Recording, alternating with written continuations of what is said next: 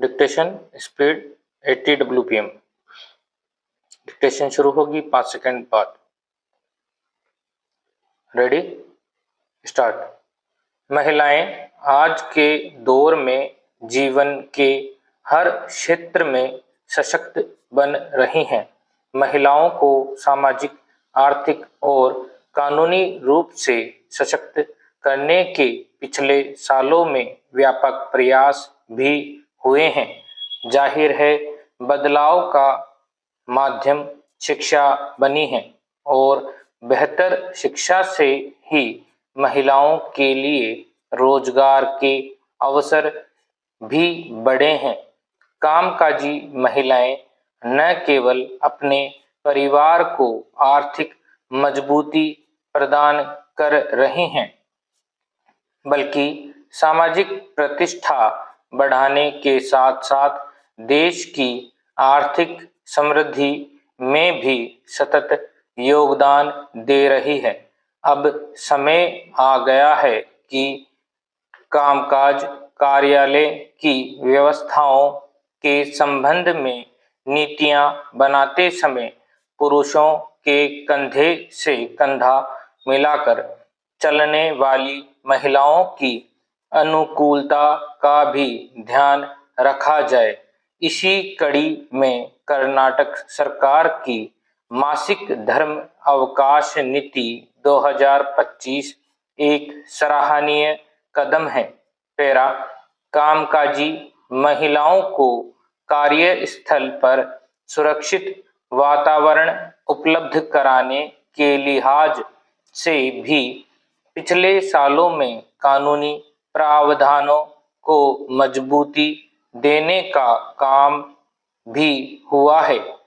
फिर भी कामकाजी महिलाओं के हित से जुड़े कई मामलों में अभी ठोस काम होना बाकी है। इनमें महिलाओं को उनके श्रम का उचित मूल्य मिलना तो शामिल है ही।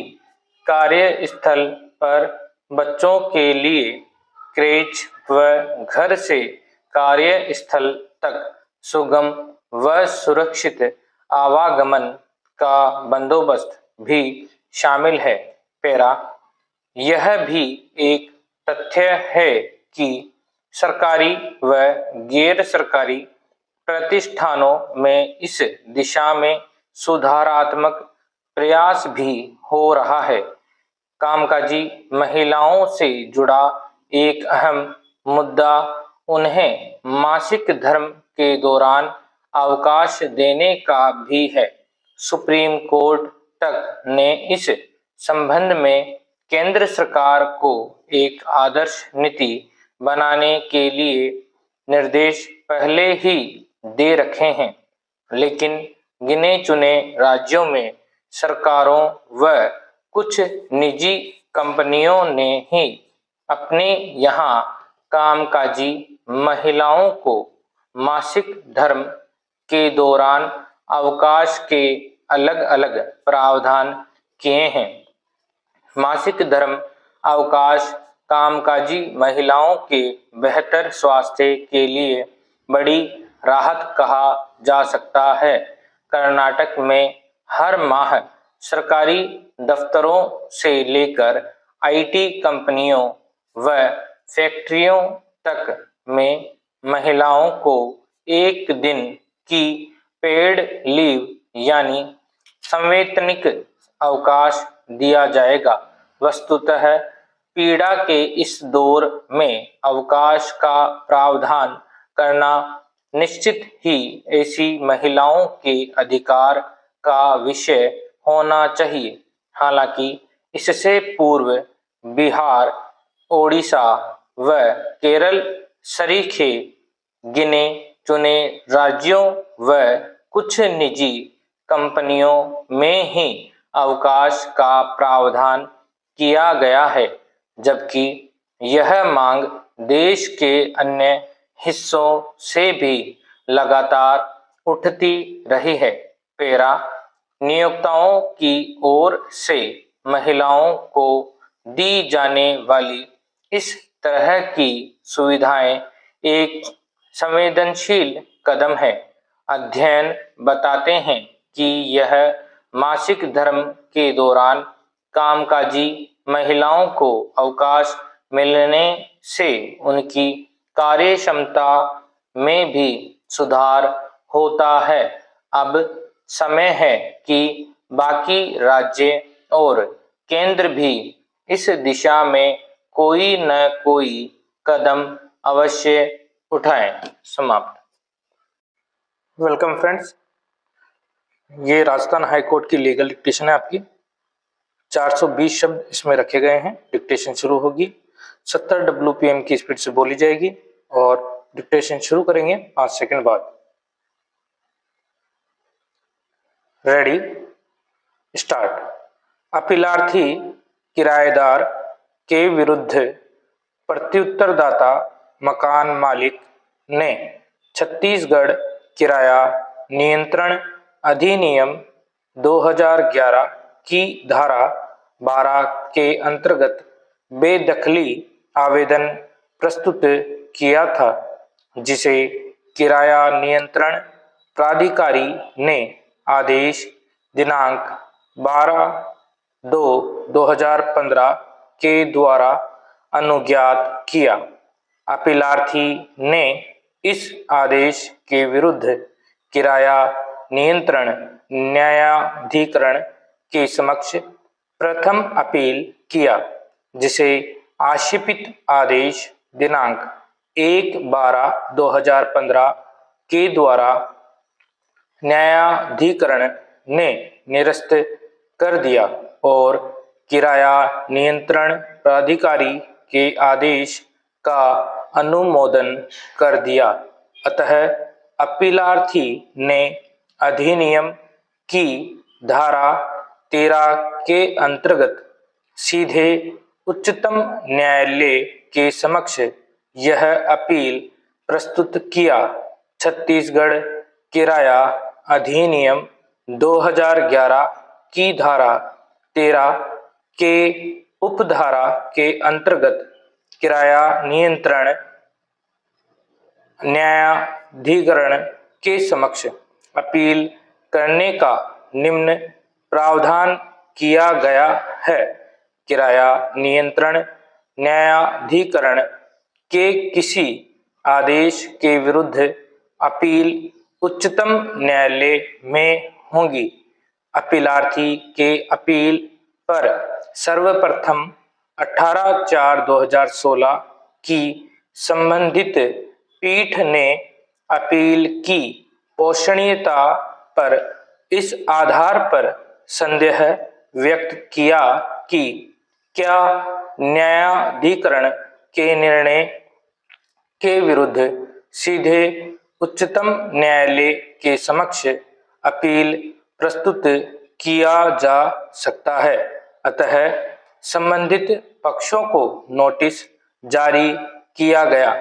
बहस के दौरान एडवोकेट जनरल छत्तीसगढ़ ने तर्क प्रस्तुत किया कि छत्तीसगढ़ किराया नियंत्रण अधिनियम 2011 को राष्ट्रपति की सहमति प्राप्त है, इसलिए धारा 13 को भारत के संविधान के अनुच्छेद 138 और 200 का संरक्षण प्राप्त है, इसलिए यह एक वैध विधि है।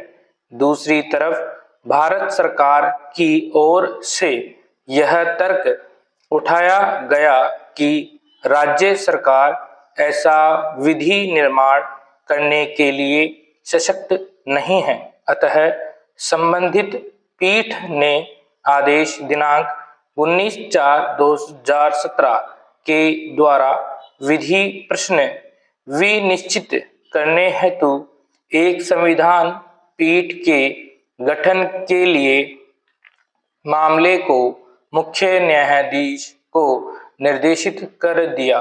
तदनुसार यह मामला इस संविधान पीठ के द्वारा सुना और विनिश्चित किया गया। संविधान पीठ के समक्ष विनिश्चय के लिए मुख्य प्रश्न यह था कि क्या छत्तीसगढ़ किराया नियंत्रण अधिनियम 2011 की धारा 13 का प्रावधान इसे अधिनियमित करने हेतु छत्तीसगढ़ राज्य सरकार की विधायी सक्षमता के अभाव के कारण अधिकारातीत है। संसद और राज्य विधायिकाएं अपनी विधि निर्माण की शक्ति संविधान के अन्य प्रावधानों सीमाओं के अधीन रहते हुए संविधान के अनुच्छेद 245 से प्राप्त करती हैं। संसद जहां भारत के संपूर्ण क्षेत्र के लिए विधि निर्माण कर सकती है, वही राज्य केवल अपने राज्य क्षेत्र के लिए विधि निर्माण कर सकते हैं, किंतु संवैधानिक सीमाओं के अधीन न कि उससे परे। अनुच्छेद 246 और प्रभाव में संसद संघ सूची 1 एवं समवर्ती सूची के विषयों पर कानून बना सकती है, जबकि राज्य अनुच्छेद 246 के अधीन रहते हुए ही राज्य सूची के विषयों पर कानून बना सकती है। इस प्रकार प्रश्नगत विषय संघ सूची के सूची 1 का प्रविष्टि 77, राज्य सूची की प्रविष्टि 8 और 65 तथा समवर्ती सूची की प्रविष्टि 6 से संबंधित है। समाप्त। बुकलेट डिक्टेशन फॉर अग्निशमन बोर्ड एग्जाम एंड एसएससी। प्रतिलेखन संख्या 1। Speed 80 WPM। डिक्टेशन शुरू होगी 5 सेकंड बाद। Ready, start. सभापति महोदय, मैं आपको बताना चाहता हूं कि आजादी के बाद देश ने जिस गति से प्रगति की है, उससे कहीं ज्यादा रफ्तार से भ्रष्टाचार ने भी पैर पसारे हैं। सरकार चाहे केंद्र की हो या राज्य की, कांग्रेस की हो या भारतीय जनता पार्टी की अथवा किसी और दल की, भ्रष्टाचार पर अंकुश के दावों के बावजूद आए दिन भ्रष्टाचार के मामले उजागर होते रहते हैं। प्रधानमंत्री नरेंद्र मोदी ने केंद्रीय जांच ब्यूरो के हीरक जयंती समारोह में किसी भी भ्रष्टाचारी को न बख्शने की सलाह देते हुए यह भी कहा कि भ्रष्टाचार में लिप्त ताकतवर लोगों से डरने की जरूरत नहीं है। पैरा, प्रधानमंत्री ही क्या देश का कोई भी नागरिक भ्रष्टाचारियों को उनकी सही जगह पहुंचाने के पक्ष में ही नजर आता है। बीते सालों में सीबीआई ने भ्रष्टाचार में लिप्त ताकतवर नेता अधिकारियों पर छापेमारी के बाद उन्हें गिरफ्तार कर यह जताने का प्रयास भी किया है कि वाकई कई कानून के हाथ बहुत लंबे हैं। हालांकि केंद्र सरकार यह दावा करती है कि पिछले 9 साल के कार्यकाल में उसके खिलाफ भ्रष्टाचार का कोई बड़ा मामला सामने नहीं आया, लेकिन इस हकीकत से भी मुंह नहीं मोड़ा जा सकता कि पिछले 9 साल भ्रष्टाचार के खिलाफ चली मुहिम में 90% से अधिक छापे विपक्षी नेताओं पर ही पड़े। इसका मतलब यह है कि या तो केंद्र सत्तारूढ़ पार्टी के नेता भ्रष्टाचार में लिप्त नहीं हैं, या फिर जांच एजेंसियों की नजर उन पर नहीं पड़ रही।